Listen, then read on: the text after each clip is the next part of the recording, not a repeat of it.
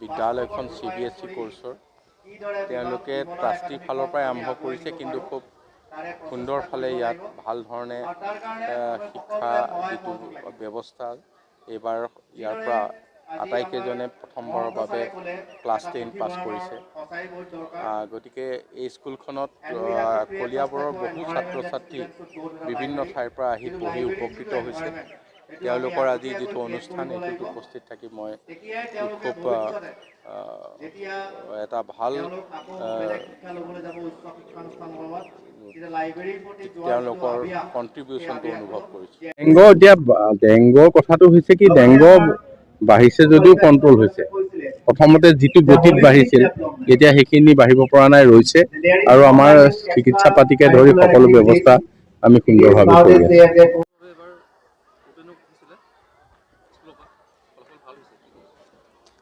হয়, এইটো আমাৰ কাৰণে সঁচাই বৰ গৌৰৱৰ বিষয় যে প্ৰথম বৰ্ষতেই আমি আমাৰ ছাত্ৰ ছাত্ৰীসকলে ভাল পাৰদৰ্শিতা দেখাব পাৰিলে।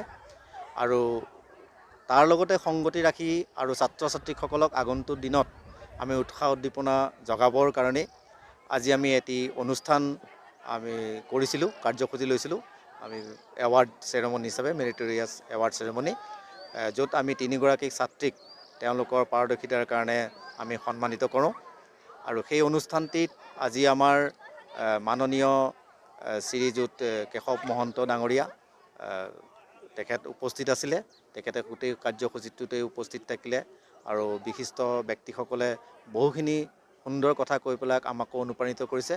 আৰু আমি ভাবোঁ যে আগন্তুক দিনত বিমলা একাডেমীয়ে সদায় ছাত্ৰ ছাত্ৰীৰ ভালৰ কাৰণে কাম কৰি যাব আৰু ইয়াতকৈ ভাল সফলতা অৰ্জন কৰি এটা নিদৰ্শন দেখাব বুলি আমি আশা কৰোঁ ছাত্ৰ ছাত্ৰীসকলৰ পৰা। আৰু যিসকল ব্যক্তিয়ে কৈছে আজি হলিষ্টিক ডেভেলপমেণ্টৰ কথা কৈছে, তাৰ কাৰণে আমি চেষ্টা কৰিছোঁ। পৰিৱেশৰ লগত সংগতি ৰাখি আমি বিভিন্ন ধৰণৰ আমাৰ ক্লাব আছে, নেচাৰ ক্লাব আছে, ছায়েন্স ক্লাব আছে, সেইখিনিৰ ওপৰত আমাৰ গুৰুত্ব দিয়া হৈছে।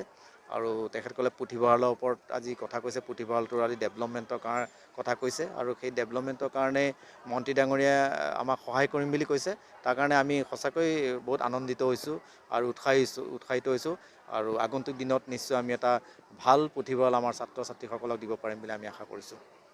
ঐতিহ্যমণ্ডিত কলিয়াবৰৰ ভিতৰতে এক আগশাৰী শিক্ষানুষ্ঠান বিমলা একাডেমী। আৰু আজি বিমলা একাডেমীৰ কৃতি ছাত্ৰ ছাত্ৰী সম্বৰ্ধনা অনুষ্ঠান এটা তেওঁলোকে আয়োজন কৰিছে।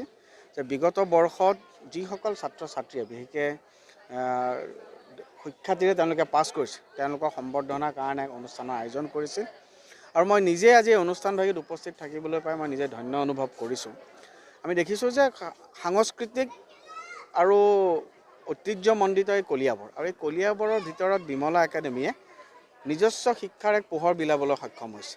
অত্যন্ত প্ৰতিকূলতাৰ মাজতো কঠোৰ অধ্যাৱসায়ৰ মাজেদি এই যিখন শিক্ষানুষ্ঠান, এই শিক্ষানুষ্ঠানখনে CBSE আজি পাঠ্যক্ৰমত আজি গোটেই অঞ্চলটোত এক ডাঙৰ অভাৱ পূৰণ কৰিবলৈ সক্ষম হৈছে। খুব এক ভাল শিক্ষাদান তেওঁলোকে কৰিছে। ইয়াত আহি পেলাই আমি বিদ্যালয়ৰ সংস্কাৰ গম পাইছোঁ, শিক্ষা গম পাইছোঁ। আৰু মই আশা কৰিছোঁ যে অনাগত দিনতো এই বৃহত্তৰ অঞ্চলটোৰ ছাত্ৰ ছাত্ৰীসকলৰ অভাৱ পূৰণৰ ক্ষেত্ৰত বিমলা একাডেমীয়ে এক গঠনমূলক পদক্ষেপ গ্ৰহণ কৰিব পাৰিব।